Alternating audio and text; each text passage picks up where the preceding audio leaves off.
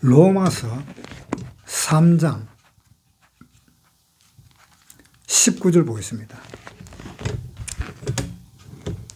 신약 243페이지입니다.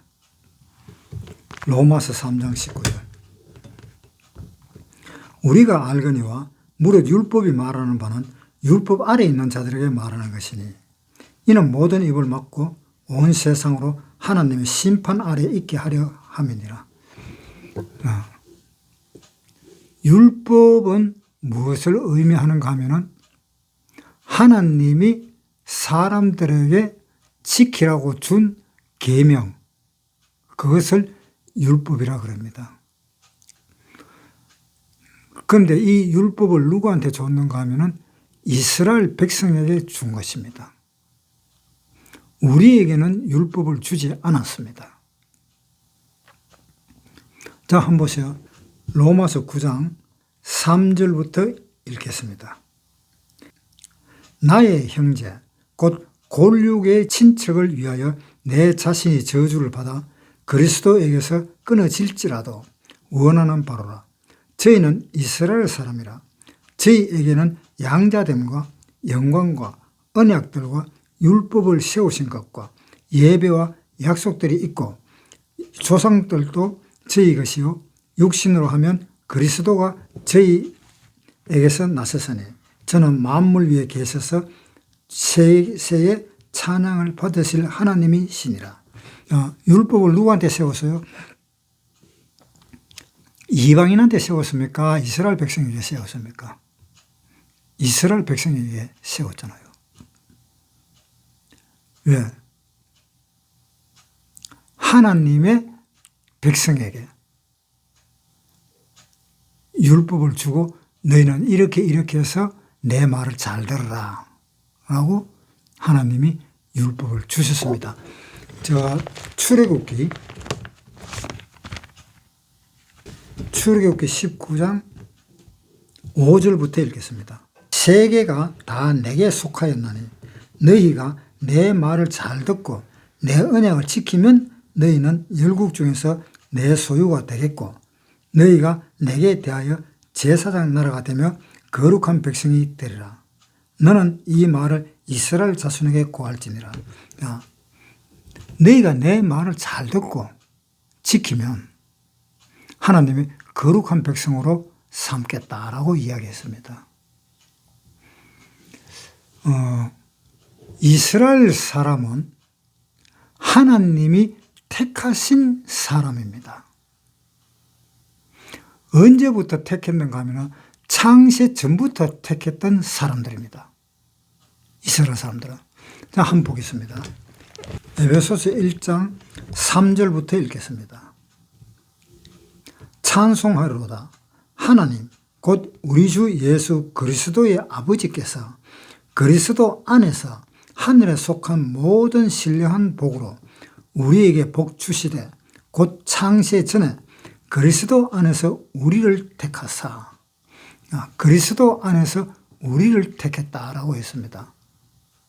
여기서 그리스도 안에서 우리를 택했다라는 것은 이스라엘 사람도 되고 이방인도 되고 이스라엘 사람과 이방인을 다 합쳐서 지금 여기서 이야기하고 있는 겁니다. 이스라엘 사람과 우리 이방인과는 차이가 조금 있습니다. 그렇죠?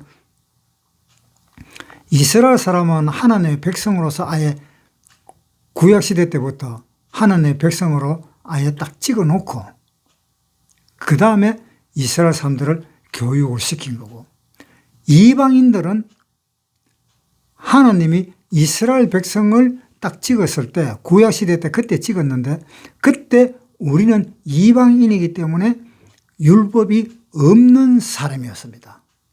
에베소서 2장에 한번 보겠습니다. 에베소서 2장 11절. 그러므로 생각하라. 너희는 그때에 육체로 이방인이요 손으로 육체에 행한 할례당이라 칭하는 자들에게 무할례당이라 칭함을 받는 자들이라. 그때에 너희는 그리스도 밖에 있었고 이스라엘 나라 밖의 사람이라. 약속의 언약들에 대하여 외인이요 세상에서 소망이 없고 하나님도 없는 자이더니 이제는 전에 멀리 있던 너희가 그리스도 예수 안에서 그리스도의 피로 가까워졌느니라. 그러니까 우리는 구약시대 때는 아예 이방인이었고 하나님도 없는 사람이었다라고 이야기를 하고 있습니다. 그러니까 구약시대 때와 신약시대 때의 그 차이점이 어떠냐 하면은 구약시대 때 이스라엘 사람들은 하나님의 백성이 되었는데 신약시대로 넘어오면서 그리스도를 믿음으로 말미암아서 하나님의 자녀가 된다. 이스라엘 사람은 그렇게 되는 겁니다. 그래서 이 이스라엘 사람은 지금 현재 이스라엘 사람은 예수님을 그리스도로 믿어야만이 하나님의 자녀가 됩니다. 예수님이 나타나기 전까지는 제사만 지내면 되었습니다. 또 제사를 안 지냈다 할지라도 하나님의 자녀였습니다. 그런데 예수님이 오시고 난 뒤부터는 예수님을 그리스도로 믿어야만이 하나님의 자녀가 됩니다. 옛날에 출애굽할 때의 그 이방인들은 그 종으로 삼는 사람이나 또는 같이 함께 있기를 원하는 사람들에게는 할례를 행하고 또 하나님의 계명을 다 지키는 사람을 하나님은 자기 백성으로 인정을 했던 겁니다. 물론 지킨다 하는 것은 지킬 것도 있고 못 지킬 것도 있고 그러니까 그것은 별로 문제가 안 되는데 문제가 되는 것은 뭐냐면 할례를 행해야 된다는 것이 문제입니다. 할례라는 것은 하나님과 그 할례 행한 사람과의 사이의 언약입니다.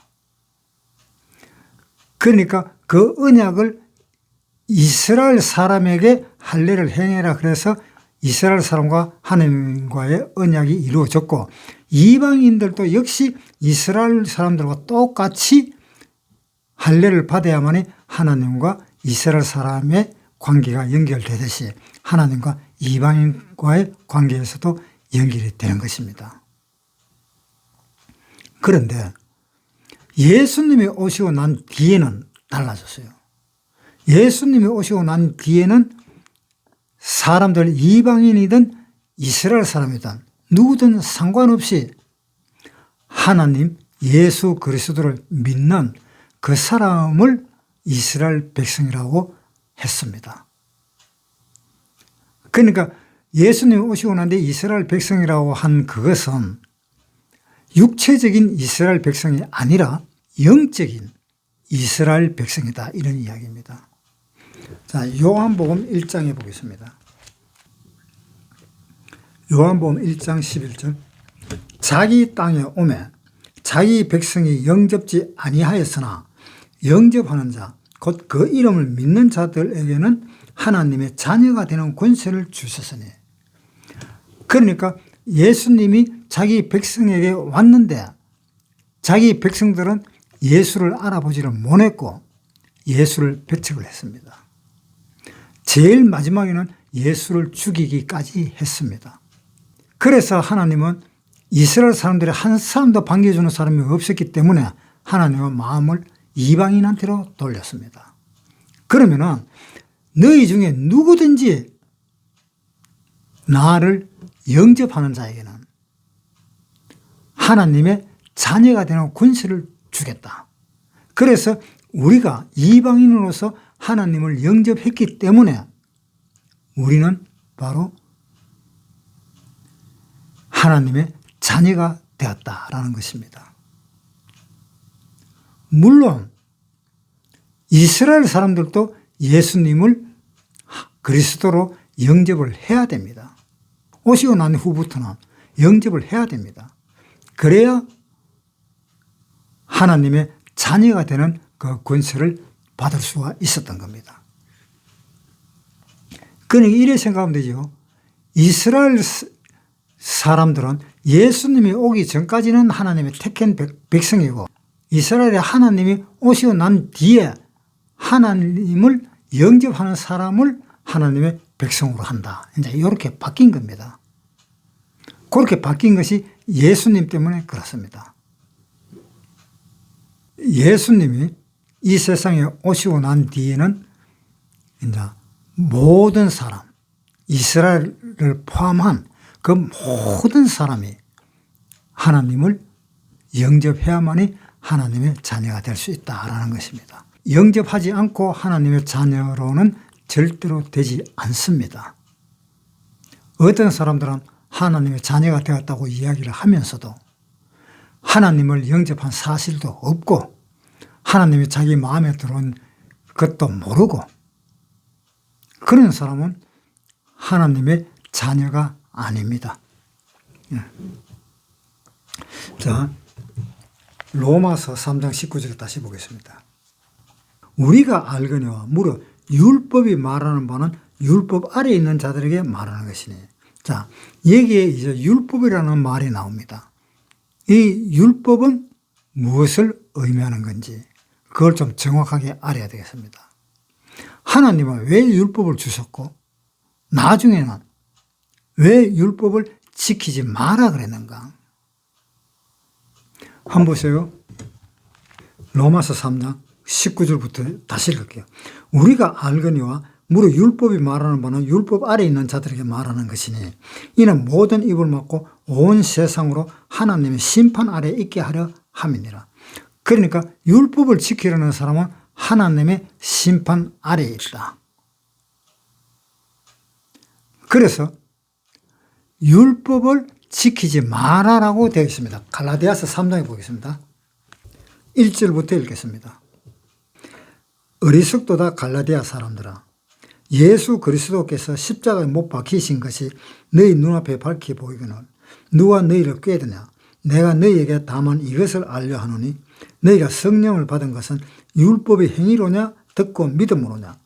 너희가 이같이 어리석으냐? 성령으로 시작하였다가 이제는 육체로 마치겠느냐? 너희가 이같이 많은 괴로움을 헛되이 받았느냐? 과연 헛되냐? 너희에게 성령을 주시고 너희 가운데서 능력을 행하시는 이의 일이 율법의 행위에서냐 듣고 믿음에서냐? 그러니까 율법으로서는 구원을 못 받는다라는 것입니다. 해놨잖아요.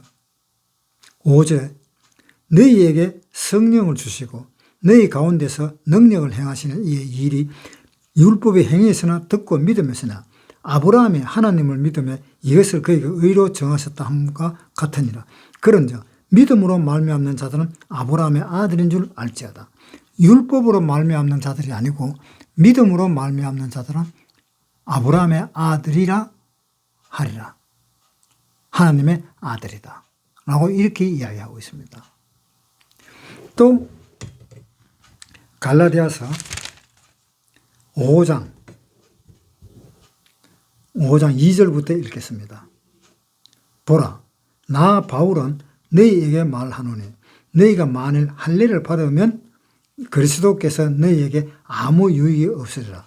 내가 할례를 받는 각 사람에게 다시 증거하노니 그는 율법 전체를 행할 의무를 가진 자라. 율법 안에서 의롭다 함을 얻으려 하는 너희는 그리스도에게서 끊어지고 은혜에서 떨어진 자로다. 그러니까 율법으로 의롭게 되는 것은 아니다라는 이야기입니다. 할례를 받으라라는 말은 율법입니다. 할례를 받으라라는 말은 율법이기 때문에 여기 보세요. 갈라디아서 5장 3절부터 읽을게요. 내가 할례를 받는 각 사람에게 다시 증거하노니 할례 받은 각 사람에게 증거한다. 증거하노니 그는 율법 전체를 행할 의무가 있는 자라. 왜? 할례를 행하라 하는 것이 율법이기 때문에 이 율법을 지키는 것은 율법 전체를 지켜야 할 의무가 있다 이런 이야기입니다. 율법을 자기 마음에 드는 거 하나만 가지고 율법을 지킨다. 그렇게는 안 된다는 겁니다. 율법을 지켰으면 율법 전체를 다 행할 의무를 가진 자다 라고 되어 있습니다.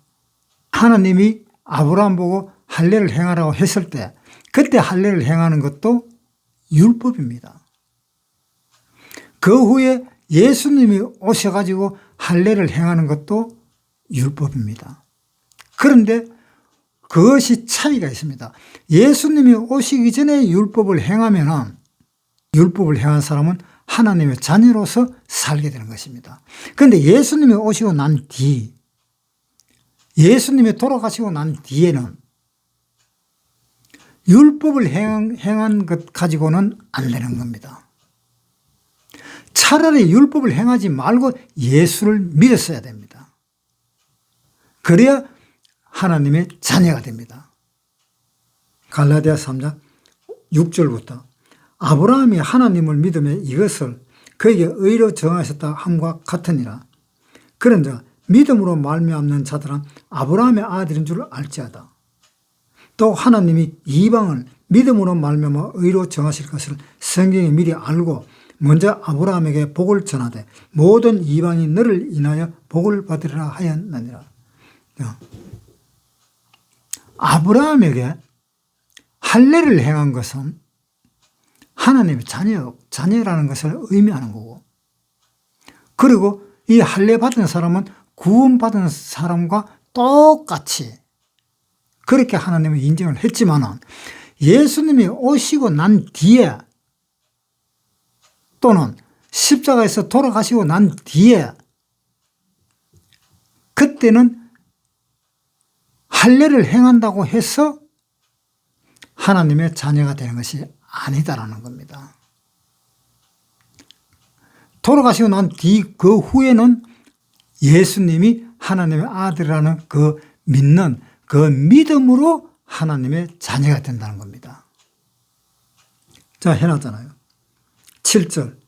그런즉 믿음으로 말미암은 자들은 아브라함의 아들인 줄 알지어다. 또 하나님이 이방을 믿음으로 말미암아 의로 정하실 것을. 자, 이방인들을 믿음으로 말미암아 의로 정했다.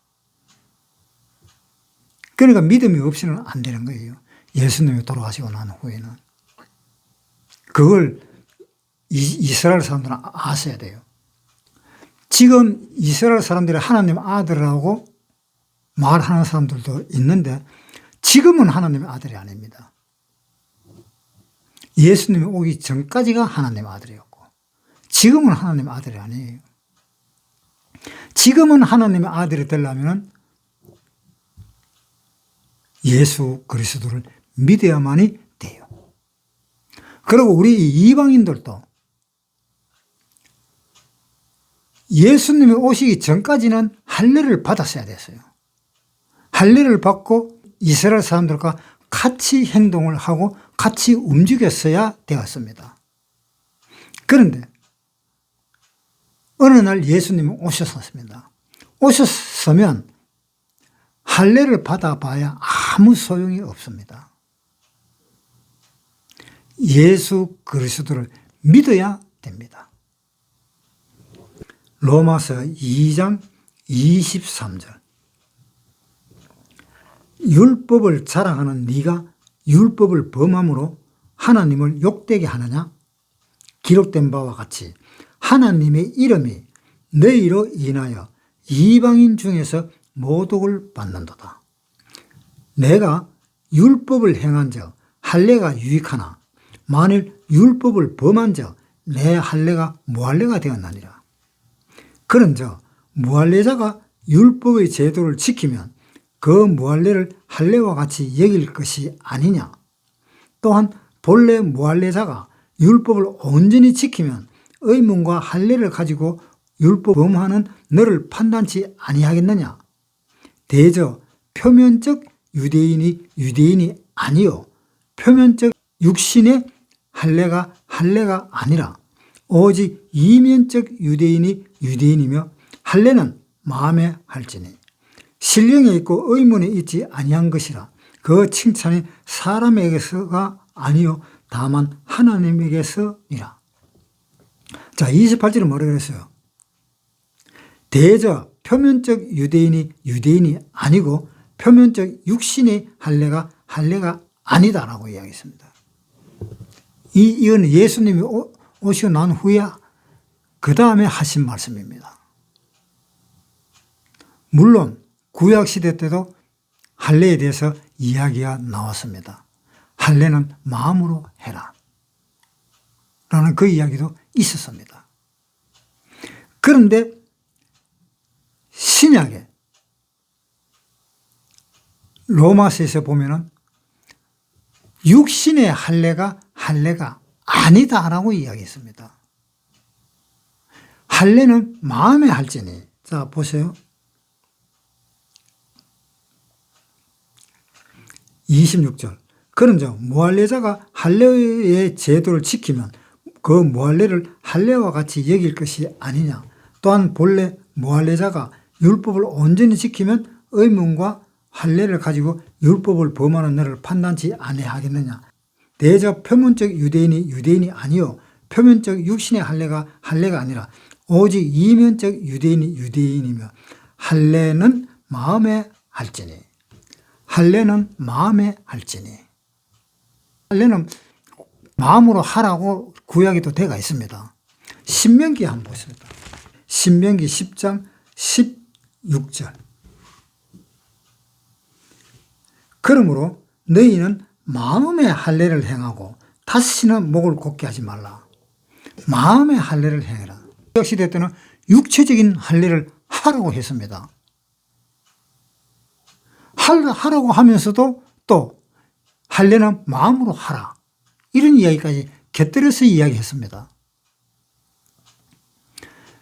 그러니까 구약 시대 때는 육체적으로 할례를 행한 것은 몸에 있는 그 할례가 하나님과의 약속을 증거한다. 구약 시대 때 그렇게 씁니다. 그런데 신약 시대 때 와서는 육체적인 할례는 할례가 아니오라고 이야기했습니다. 그게 왜 그럴까요? 그것은 성경은 창세기부터 요한계시록까지 그 중심이 누구를 중심으로 성경이 기록되었는가 하면 예수님이 중심으로 성경이 기록되었습니다. 구약도 전체가 다 그 목표는 예수님한테 가가 있는 거예요. 신약시대 때도 그 모든 목표가 예수님한테로 나와 있습니다. 그래서 구약시대 때는 앞으로 오실 예수님을 기다리고 신약시대 때는 이미 오신 예수님을 기다리는 거예요. 그래서 한가운데에 예수님이 계시는 겁니다. 그래서 구약시대 때에는 예수님이 오실 것을 믿었기 때문에 예수님이 오실 때까지는 구약이 유효했던 겁니다. 다 인정을 했던 겁니다. 할례도 몸의 육체의 할례를 받아도 그 육체의 할례로 인정을 했던 것입니다. 그러나 예수님이 오시고 난 이후에는 육체로 할례 받는 것은 인정을 안 하는 겁니다. 왜? 중심이 예수님한테 가 있기 때문에. 그걸 좀 아셔야 돼요. 그래서 구약시대 때는 그 할례를 마음에 하라고 이야기했느냐 하면 육체의 할례를 자꾸 이야기하다가 보니까 사람들이 그 육체에 관한 그 일만 생각하는 겁니다. 마음적인 일을 생각지 않는 겁니다. 한번 보세요. 마태복음 15장입니다. 마태복음 15장. 그때에 바리새인과 서기관들이 예루살렘으로부터 예수께 나와 가로되 당신의 제자들이 어찌하여 장로들의 유전을 범하나이까? 떡 먹을 때에 손을 씻지 아니하나이다. 대답하여 가라사대 너희는 어찌하여 너희 유전으로 하나님의 계명을 범하느냐? 하나님이 이르셨으되 내 부모를 공경하라 하시고 또 아비나 어미를 회방하는 자는 반드시 죽으리라 하셨거늘 너희는 가로되 누구든지 아비에게나 어미에게 말하기를 내가 드려 유익하게 할 것이 하나님께 드림이 되었다고 하기만 하면 그 부모를 공경할 것이 없다 하여 너희 유전으로 하나님의 말씀을 폐하는도다. 이것은 사람의 마음을 이야기하는 것이 아닙니다. 사람이 행한 그 끝을 보고 지금 하는 이야기입니다. 그러니까 어떤 사람이 있는데 자기 부모를 공경해야 되는데 자기 부모를 공경 계속 해오다가 하루는 자기 부모를 공경하지를 못했습니다. 그래서 왜 부모를 공경하지 못했나 하면 부모를 공경하는 동안에 내가 이 성전에 와서 하나님을 섬기지 않았느냐. 그러니까 하나님을 섬기면은 우리 집에 부모를 섬기는 것과 같지 않느냐. 부모 섬기는 것보다 더 높은 하나님을 섬겼으니까 부모님을 섬긴 거나 다름이 없지 않느냐라는 이야기입니다. 그것은 끝을 두고 하는 이야기지 마음을 두고 하는 이야기가 아니잖아요. 그래서 구약시대 때는 마음의 할례를 행해라. 그런 식으로 이야기하지 말고 마음으로 할례를 행해서 그러한 이야기는 하지를 마라 라는 그런 뜻으로 하나님은 할례는 마음에 할지라 라고 이야기했던 것입니다. 그래서 이 하나님이 우리에게 주신 그 모든 율법이 언제까지는 유효했어요? 할례를 행하라 하는 것은 구약시대 때까지. 구약시대 때 끝나고 나면은 육체적인 할례는 아무 소용이 없다라고 이야기했잖아요. 로마서 한번 다시 볼게요. 로마서 2장 28절. 대저 표면적 유대인이 아니요 표면적 육신의 할례가 아니라 오직 이면적 유대인이 유대인이며 할례는 마음에 할지니. 그렇잖아요.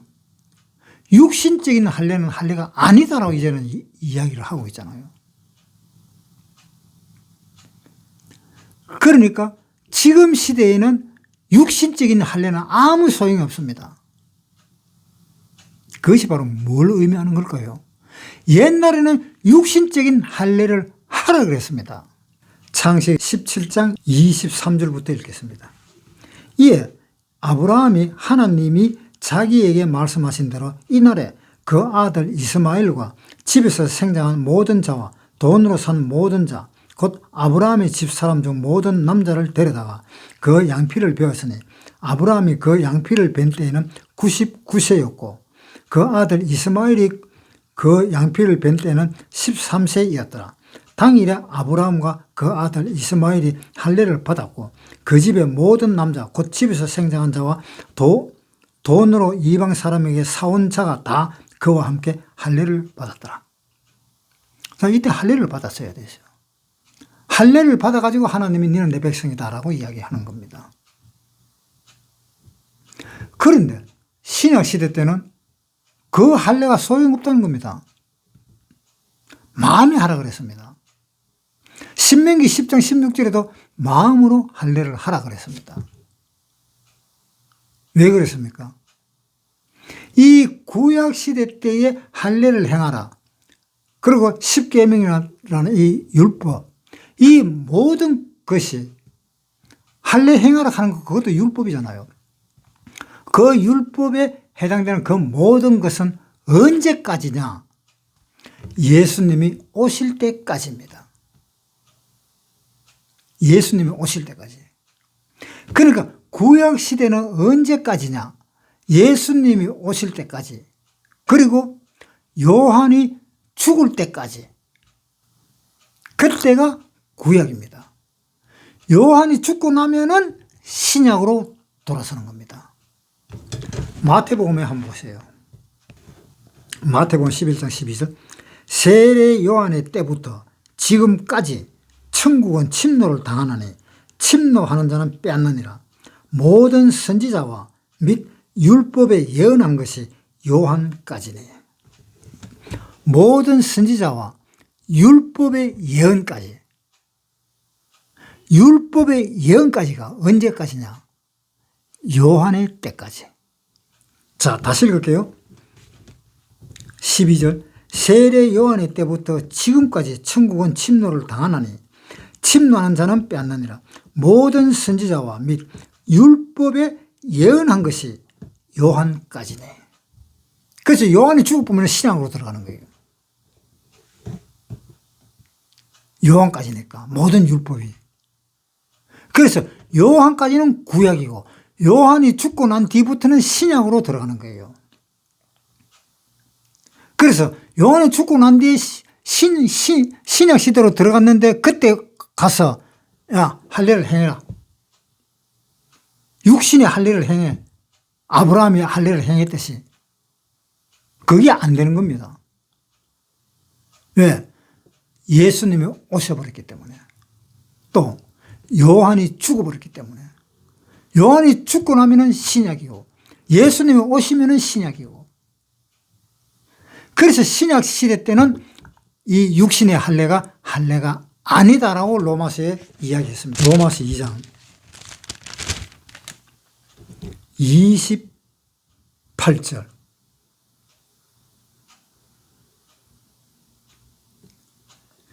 대저 표면적 유대인이 아니요 표면적 육신의 할례가 아니라.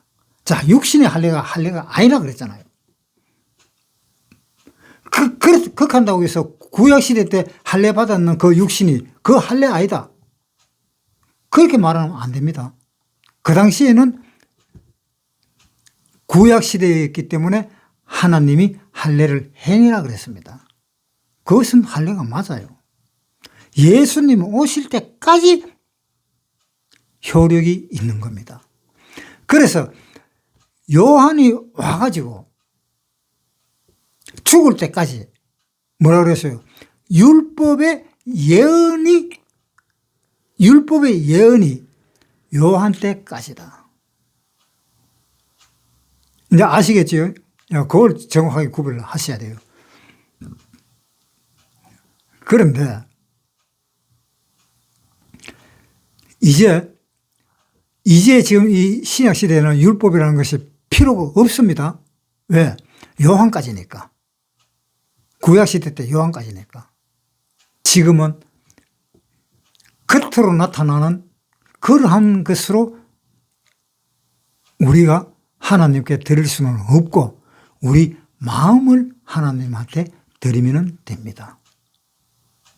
자, 보세요. 마태복음 5장부터 한번 보겠습니다. 5장 21절. 옛 사람에게 말한 바 살인치 말라.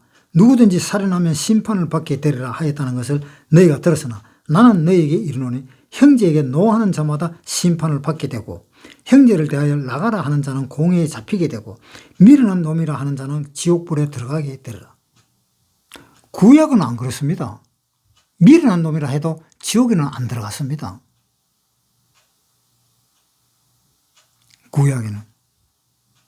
구약에는 지옥에 들어가는 사람들은 이방인들 지옥에 들어가고 그리고 이스라엘 사람들은 지옥에 안 들어가잖아요. 언제 이스라엘 사람들은 구원을 받았습니까? 아담과 하와가 죄를 짓고 에덴 동산을 건너 넘어왔을 때 건너 넘어와가지고 노아 방주 지나고 바벨탑 사건 지나고 그 다음에 셈과 함과 야벳 그 족속이 갈라지고 그 갈라진 그 족속 중에서 셈족을 택해서 거기에서 아브라함을 불렀습니다. 그래서 아브라함 때부터 이제 아브라함이 하나님을 믿습니다. 그래서 아브라함 때부터 예수님이 오시기 전까지 다 하나님의 자녀입니다. 요셉이 이집트의 총리가 되어가지고 있는 동안에 가나안 땅에서는 흉년이 들었고 양식도 귀하고 그랬을 때에 자기 아들 요셉을 이집트에서 만납니다. 그렇게 만났을 때 그때가 이스라엘 사람은 이집트가 천국이었어요. 이렇게 곡식도 많고 그렇게 살다가 결국은 이집트의 종으로 생활을 했었습니다. 왜냐? 그 바로 왕이 바뀌어졌어요. 바로 왕은 함 족속인데, 이집트가 함 족속이잖아요. 함 족속인데 요셉이 이집트로 내려갈 때는 그 바로 왕이 셈족이었어요. 그래서 같은 셈족이라서 요셉이 그나마 보호를 받을 수가 있었던 것 같습니다. 그래서 셈족인 그 왕이 물러나고 함족이 왕으로 있었어요. 그때부터 이스라엘 사람들은 노예 생활을 하기 시작한 겁니다.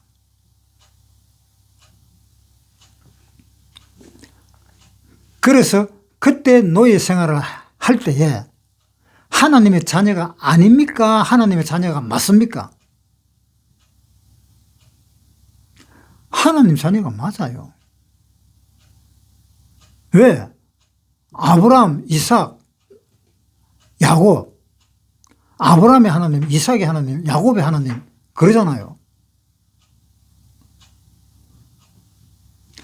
그 하나님이 그 자녀들이 전부 다 하나님의 자녀들입니다. 그런데 하나님의 자녀들인데 이집트에서 탈출할 때 문설주나 문인방에 피를 발라라. 하나님의 자녀인데도 피를 발라라 그러면서 이야기를 하고 이스라엘 사람을 구출해 줍니다.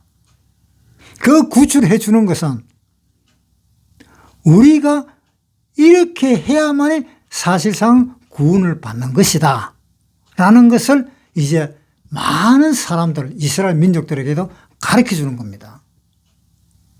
온 세계 사람한테도 가르쳐 주는 겁니다.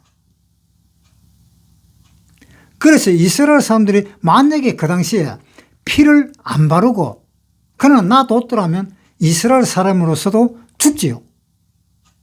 왜? 피를 안 발랐으니까.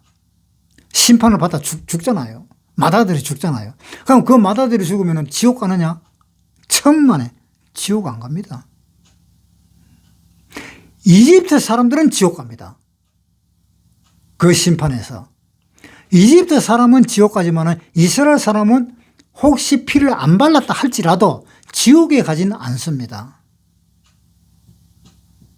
그 사람들은 그리스도의 심판대로 갑니다. 그리스도의 심판대. 한번 봅시다. 고린도후서 5장 9절부터 읽겠습니다. 그런즉 우리는 거하든지 떠나든지 주를 기쁘시게 하는 자 되기를 힘쓰노라. 이는 우리가 다 반드시 그리스도의 심판대 앞에 드러나 각각 선악간에 그 몸으로 행한 것을 따라 받으려 함이라. 그리스도의 심판대라는 것은 그리스도께서 심판을 하시는데 그 그리스도의 흘리신 그 피를 우리는 믿기 때문에 그 피를 믿었으면은 당연히 너희는 그 그리스도를 믿는다는 그것만으로 보기보다는 그 후에 있어야 될 일, 그것이 뭡니까? 이제 자기 공력을 쌓아야 되는 그 일을 해야 되는데 공력을 쌓지를 못했으니까 너는 심판받는다. 그 심판은 영원한 심판이 아닙니다. 그 심판은 지옥 가는 심판이 아닙니다. 그 심판은 단순히 하나님과 관계가 떨어진 것 같이 하나님의 그 은혜를 맛을 보지 못하는 상황이 되는 거다 이 말입니다. 지옥 가는 것도 아니고 천국에 가지요. 천국에 가지만은 하나님의 그 모든 것을 우리에게 줄 상급, 그 상급에서 떨어진다 이 말입니다. 그 상급을 못 받는다 이 말입니다. 그것이 그리스도의 심판대입니다. 하나님이 지금까지 구원받고 난 뒤에 지금까지 우리를 살려두잖아요. 살려두는 이유가 뭡니까? 상급을 받도록 하기 위해서 우리를 남겨두시는 겁니다. 고린도전서 3장에 한번 보겠습니다. 3장 10절부터 읽겠습니다. 내게 주신 하나님의 은혜를 따라 내가 지혜로운 건축자와 같이 틀을 닦아두며 다른 이가 그 위에 세우나 그러나 각각 어떻게 그 위에 세우기를 조심할지니라. 이 닦아둔 것 외에 능히 다른 틀을 닦아둘 자가 없으니 이 틀은 곧 예수 그리스도라. 만일 누구든지 금이나 은이나 보석이나 나무나 풀이나 짚으로 이 터 위에 세우면 각각 공력이 나타날 터인데 그날이 공력을 밝히리니 이는 불로 나타내고 그 불이 각 사람의 공력이 어떠한 것을 시험할 것임이니라. 만일 누구든지 그 위에 세운 공력이 그대로 있으면 상을 받고 누구든지 그 공력이 불타면 해를 받으리니 그러나 자기는 구원을 얻되 불 가운데서 얻은 것 같으리라. 구원은 얻잖아요. 하나님의 시키는 그 일을 안 했을 때 지옥을 가는 것이 아니고 천국으로 가되 불 가운데서 구원을 얻은 것 같으리라. 그러니까 결국은 이제 이때까지 한 이야기를 종합적으로 보면은 율법을 행한 사람, 구약시대 사람들은 율법을 행할 수가 있습니다. 구약시대에 사는 사람들은. 왜? 율법을 행하다가 못 행했을 때 그때 하나님은 우리를 용서해주고 받아들이십니다. 그런데 신약시대 때는 우리를 용서하고 받아주질 않습니다. 신약시대 때는. 신약시대 때에 그 율법을 행함으로 인해서 하나님 나 이렇게 율법을 행했는데요. 그러면 하나님 뭐라 그러냐? 율법? 율법이 뭐냐? 뭐가 율법이냐? 하나님 도리어 이렇게 이야기할 것입니다. 율법이 뭔데? 네가 율법 지켰다고? 율법 지켰으면 뭐 어때? 율법 지키면 지킨 거지. 나와 무슨 상관이 있어? 하나님은 그렇게 말씀하십니다. 예수님이 오시고 난 이후부터는 율법을 지켜서는 안 됩니다. 좀 더 정확하게 말하면 요한이 죽고 난 뒤부터는 율법을 행하면 안 됩니다. 왜? 하나님은 율법에서 끝나버렸기 때문에. 예수님이 십자가에 못 박힌 것이 왜 십자가에 못 박힌 줄 아세요? 우리가 지켜야 할 것을 못 지켰기 때문에 예수님이 우리의 죄를 다 짊어지고 예수님도 뭐라 그래요? 내가 죄를 지어서 이렇게 죄를 짊어진 것이 아니다. 이 세상 사람들이 율법을 지키는데 율법을 지키더라도 율법을 옳게 지키지를 못한 그 죄 때문에 내가 죽는다. 그것이 대속입니다. 그러니까 예수님이 돌아가시면 다 끝났잖아요. 죄의 삭은 사망이요. 죽으면 끝나죠. 아니, 이 세상의 형벌이 가장 큰 형벌이 뭡니까? 죽음이 형벌이잖아요. 죄의 삭은 사망이요. 예수님이 이 세상 사람들의 모든 죄를 예수님은 다 지고 예수님은 십자가에서 죽음을 당했잖아요. 그래서 다 죽고 난 뒤에 보니까는 죄가 없는 사람이야. 죄가 없는 사람입니다. 예수님은. 히브리서에 한번 보세요. 4장 15절.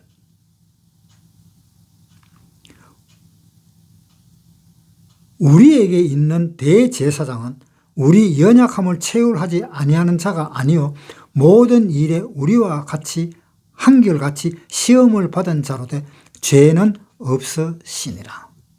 그냥 죄는 없습니다. 다 심판을 하고 보니까 이 예수를 붙잡아 가지고 지옥에 집어넣으려고 보니까 예수님이 죄가 없어요. 한번 물어봅시다. 죄 없는 사람이 나 무슨 죄를 지었습니다 하면서 거짓말 해가지고 경찰서 들어가려고, 죄 없는 사람이 형무소 들어가려고, 네 뭐 때문에 왔어요? 나 죄 없는데요 형무소 한번 들어오고 싶었어요. 그거 하면 형무소 들여보내줘요? 그냥 나가라 그러잖아요. 예수님도 지옥이라 하는 그 형무소로 내려갔더니 거기에서 보니까 죄가 없다는 것이 발각이 되어가지고 예수님은 그 길로 하늘나라로 올라가신 겁니다. 내는 필요 없어. 나와. 그래서 예수님이 나와갖고 부활해버렸잖아요. 자, 우리 죄가 어떻게 되세요? 우리 죄가 예수님한테 다 넘겨줬는데 예수님이 죄 없다 함을 판명을 받았습니다. 그러니까 나도 죄를 했다 예수님한테 다 줬기 때문에 나도 죄 없다고 판명이 났고 예수님도 그 죄를 다 받았지만은 지옥에 가서 보니까는 죄가 없잖아요. 그러니까 이 사람은 여기 올 사람은 못 된다 해가지고 돌려보내잖아요. 돌려보내가 예수님이 다시 나와가지고 하늘나라로 갔잖아요. 그때 내 마음의 가장 깊은 곳에 있는 이 내 영혼이, 내 영이 예수님과 함께 하늘나라로 갔잖아요. 하늘나라에 가서 어디에 있어요? 하나님 우편에 계시잖아요. 그러니까 내 영혼이 그렇게 되었다. 내 영혼이 하늘나라에서 예수님과 함께 같이 앉는 자리에 같이 있게 되었다 이 말입니다. 내 육신이 아니고 내 혼도 아니고 내 마음 깊숙한 데 있는 이 영, 이 영이 예수님이 내 마음에 들어오시고 내 마음에 들어오셔서 내 마음과 예수님과 함께 같이 하늘나라로 가잖아요. 자, 에베소서에 한번 보겠습니다. 2장 5절부터 읽겠습니다. 허물로 죽은 우리를 그리스도와 함께 살리셨고, 자, 예수님과 함께 살렸다 그랬잖아요. 너희가 은혜로 구원을 얻은 것이라. 자, 우리가 하나님한테 구원을 얻었잖아요. 또 함께 일으키사 예수님이 죄가 없어서 일어나듯이 내 영혼도 나도 죄가 없어서 예수님과 함께 일어났다. 왜? 내 죄는 예수님한테 줬고 예수님은 내 죄를 받아갖고 심판받았고 심판받아서 지옥으로 가려고 지옥까지 갔다가 거기에서 죄가 없다는 것이 판명이 나가지고 하늘나라로 갔잖아요. 그때 나도 같이 간 거예요. 그리스도 예수 안에서 함께 하늘에 앉히시니 예수 그리스도와 함께 하늘에 앉혔다. 내 마음에 그 영이 함께 하늘에 앉혔다. 그리스도 예수 안에서 우리에게 자비하심으로써 그 은혜의 풍성함을 오는 여러 세대에 나타내려 하심이니라. 너희가 그 은혜를 인하여 믿음으로 말미암아 구원을 얻었나니 이것이 너희에게서 난 것이 아니요 하나님의 선물이라. 함께 일으키사 하늘나라에 갔다. 그 다음에 이제 남아있는 것이 뭡니까? 우리 육체와 우리 혼인데 우리 혼도 혼이지만 영도 지금 여기 남아 있습니다. 영도 여기 남아 있고 그러면 함께 하늘에 앉히신 그 영은 뭐냐? 우리가 구원을 받으면 천국의 맛을 압니다. 천국의 맛을 알아요. 하나님 우편에 그리스도와 함께 앉히셨기 때문에 천국의 맛을 아는 겁니다. 그래서 천국의 맛을 알고 그 천국의 맛을 아는 그것으로 인해서 이 세상을 다시 전도를 해 나가는 일을 우리가 하고 있다는 겁니다.